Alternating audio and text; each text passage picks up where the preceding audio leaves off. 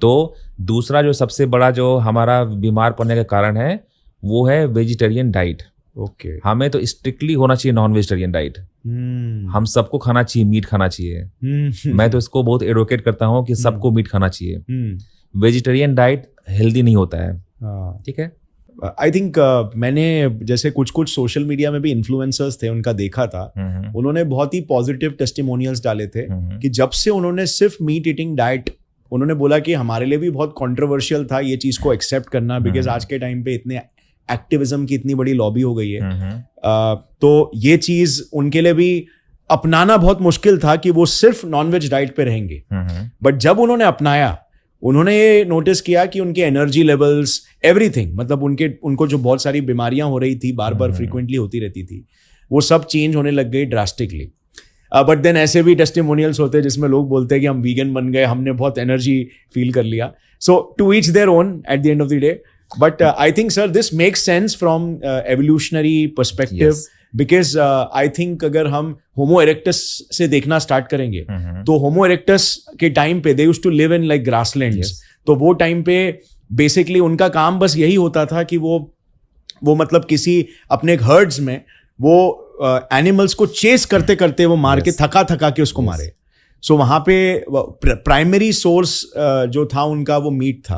और वहीं से हमारा ब्रेन भी इवॉल्व करने लगा। हमारे इंटेस्टाइन्स में भी बदलाव आए, ज्यादा एनर्जी ब्रेन डेवलपमेंट के लिए दे पाए। सो प्रोटीन इनटेक बढ़ना हमारे ब्रेन डेवलपमेंट में बहुत बड़ा रोल प्ले किया। हमारे एंसेस्टर्स ने, हम बहुत प्राउडली बोलते हैं कि खेती बाड़ी का डिस्कवरी, इनोवेशन इंडिया में हुआ। इंडिया में हुआ, हम उसको प्राउड फील करना चाहिए। लेकिन उसी खेती बाड़ी ने हम एक तरह से हमें बर्बाद भी कर रहा है, क्योंकि हम जो है, अगर कृषि प्रधान देश है जहाँ पे हम मोस्टली डिपेंडेंट हैं अन्न के ऊपर। राइट। अन्न से हमें क्या मिलता है? कार्बोहाइड्रेट हमारा खाना नहीं है। हमारा खाना तो कार्बोहाइड्रेट कभी रहा ही नहीं है। कार्बोहाइड्रेट रिच डाइट हो गया हर इंडियन का आज। कार्बोहाइड्रेट ही खाना है। तो जब कार्बोहाइड्रेट आप खाओगे, आपका जो एंसेस्टर्स रहे हैं, जब during the course of evolution, जब होमिनिड्स ने 50 लाख सालों तक, हमने सिर्फ जो है क्या खाया है? लीफ प्रोडक्ट्स खाए हैं, फ्रूट्स खाए हैं, एंड क्या है? मीट खाए हैं। आपने डाइट को पूरा चेंज कर दिया, ट्रांसफॉर्म कर दिया। हमारा गट माइक्रोबायोम, हमारे गट में भी होते हैं 0.5 kg तक बैक्टीरिया होते हैं। उस बैक्टीरिया जो इवॉल्व हुए हैं 50 लाख साल से, वो इवॉल्व हुए हैं अपने नेचुरल खाने के लिए। नेचुरल खाना क्या है हमारा? लीफ एंड मीट है। राइट। ठीक है। लेकिन हमने क्या कर लिया? कार्बोहाइड्रेट रिच डाइट अडॉप्ट कर लिया है। ऐसी बीमारियां लेके जाते हैं लोग कि डॉक्टर उसको डायग्नोस नहीं कर पाते हैं। क्योंकि जो MBBS और MD में जो पढ़ाया जाता है, आप जो किताबें पढ़ते हैं वो कौन लिखा होता है? उसका जो राइटर होता है वो होता है यूरोप का। तो वो डिजीज को बताएगा ना कि जो कि यूरोप में होते हैं। राइट।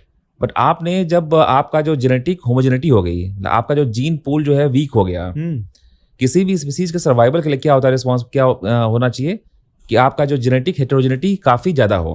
राइट। लेकिन अगर आपने 2 गोत्र में भी शादियां की, तो अगर आप 10 जनरेशन पहले या 20 जनरेशन पहले, एंसेस्टर्स तो एक ही रहे होंगे। तो उसकी वजह से जो है जेनेटिक बेस्ड प्रॉब्लम इंडिया में काफी ज्यादा आने वाली है और बहुत लोग बीमार पड़ रहे हैं, क्योंकि हमने अपना जो है जेनेटिक पूल को भी वीक कर लिया और जो हमारा जो खान पान है उसको भी हमने चेंज कर लिया। और उसके लिए जो मेन है कल्प्रिट, वो है नियोलिथिक रिवॉल्यूशन। ओके। अगर आपको ये क्लिप पसंद आई तो पूरे पॉडकास्ट का लिंक नीचे डिस्क्रिप्शन में। Indulge and enjoy.